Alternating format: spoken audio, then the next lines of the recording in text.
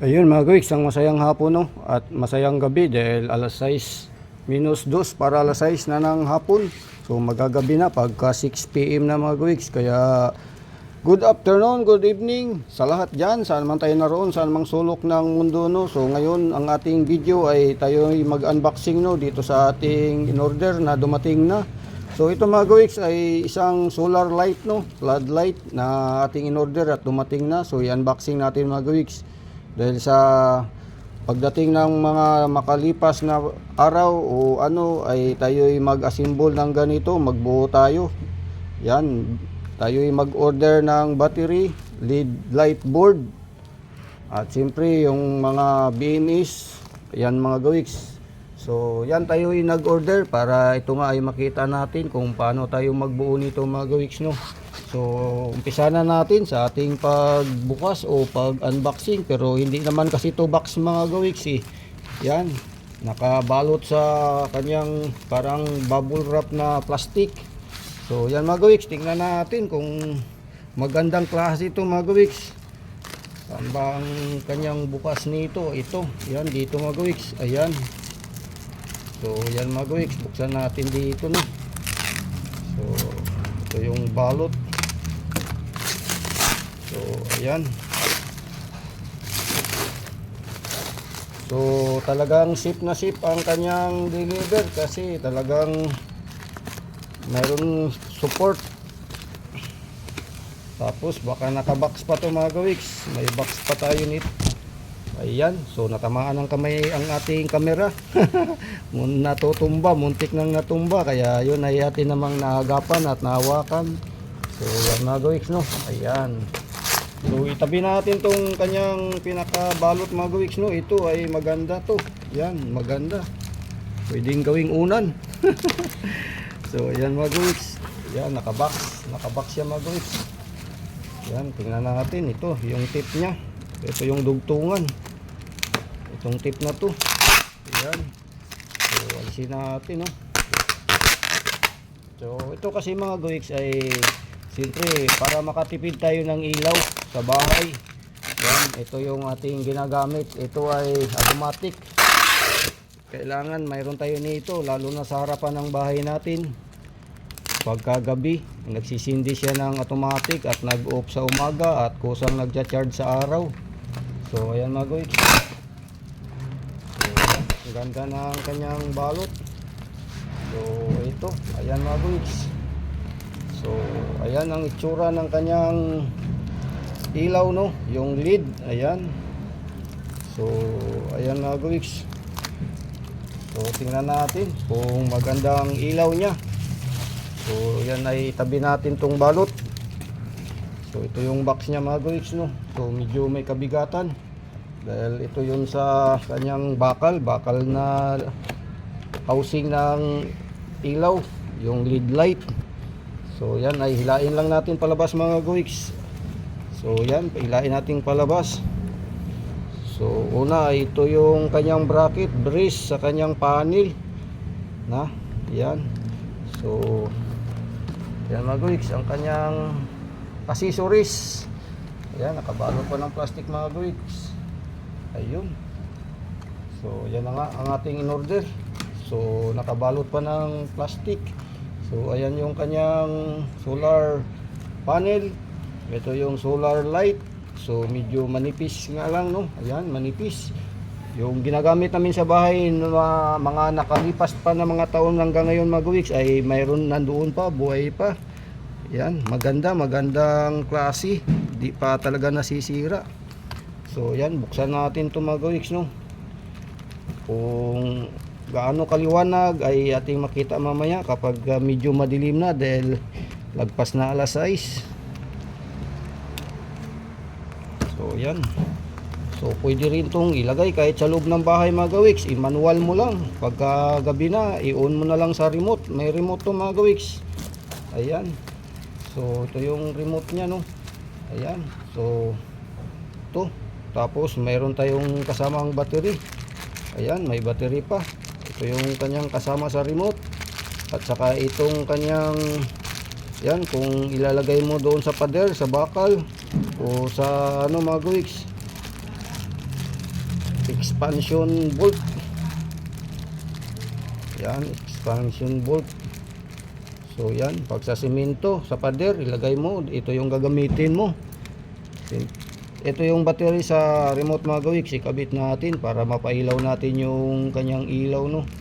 Tapos ito mga gawiks, nut sa kanyang solar panel sa bracket para sa pag-adjust sa tapat ng araw.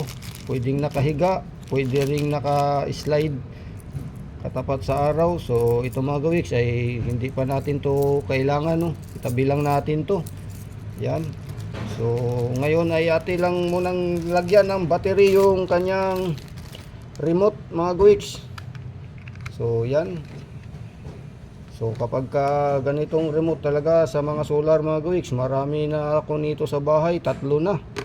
Dahil nakabili na rin kami nga niyan, ginagamit sa bahay. So ito naman mga gawiks ay pwede kong gamitin ang kanyang panel sa pagbuo natin ng ganitong solar light doon sa ating gagawin, no. Yan, yung panel, solar panel lang ang ating kailangan dito. So yan mga gawiks, ilagay natin. Ayun ang ating battery. Ayan, tingnan natin kung gagana yan mamaya mga gawiks.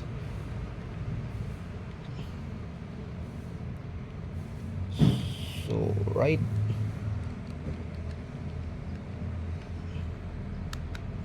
So ayan, nalagay na natin yung battery at yung kanyang pinaka panel ay alisin natin. At itong kanyang pinakailaw, yan mga gawiks, talagang sip ang kanyang balot. Yan. So ayan mga gawiks. So ayan, ito yung kakabit mo doon sa bahay mo. Ayan, pwedeng isabit. Yan, pwedeng isabit. Yung sa bahay mga gawiks, tinali ko lang to. Tinali ko sa poste sa harap ng bahay namin, no. Yan, ito. Yan. So ngayon ito mga gawiks ay patay muna natin dyan itong panel. Ayan yung panel niya mga gawiks. Ito, yan. So tingnan natin gaano kahaba yung kanyang cord.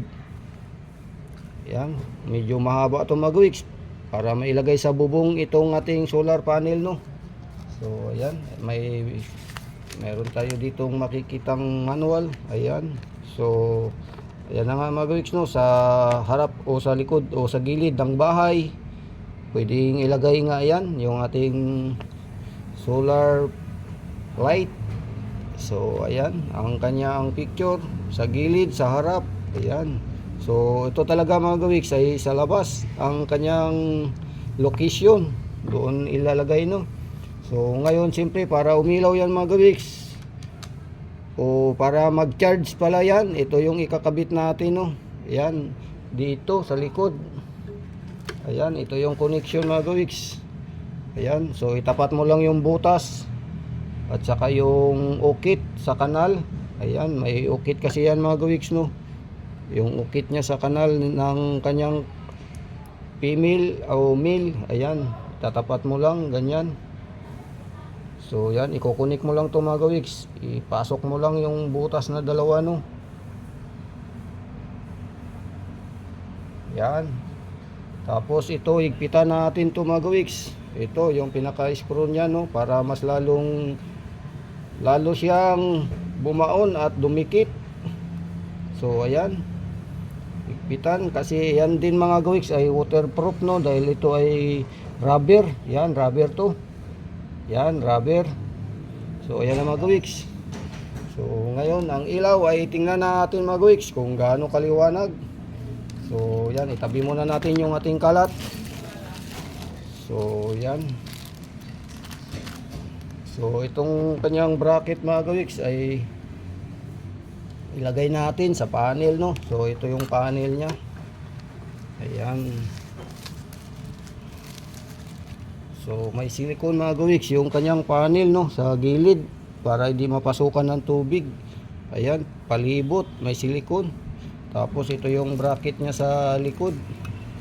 Halimbawa ilagay mo to dito mga gawiks. Ayan, lagyan natin yung kanyang nut.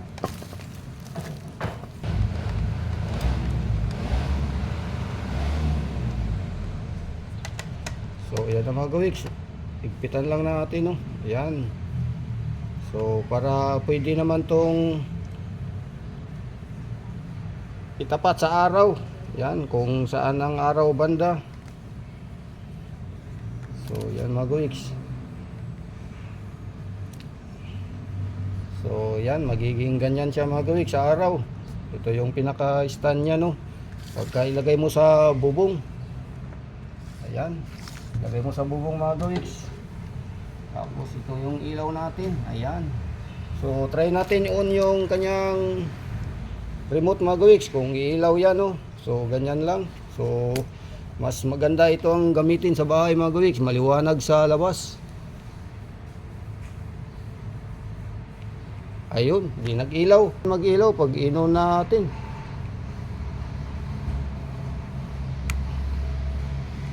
Mag-ilaw dapat to mga gawiks. Ayaw mag-ilaw. So wait lang, kung paano mag-ilaw to ay tingnan natin. So ayan na mga gawiks, no.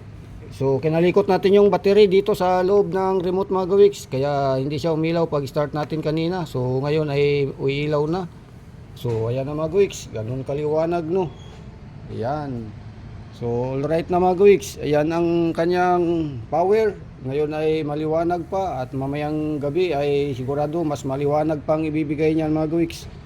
So yan ang ating na unboxing na solar light.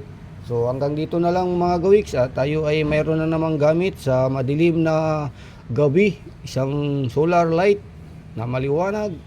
Pero mga gawiks, itong kanyang panel ay gagamitin natin ito sa ating pagbuo niyan ng solar light ng tayo ang gagawa mga gawiks. May battery tayo na orderin at saka yung LED lights at saka BMS.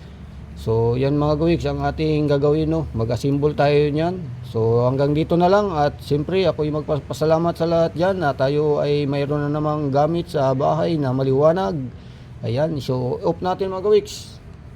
Ayan, so bye bye yo.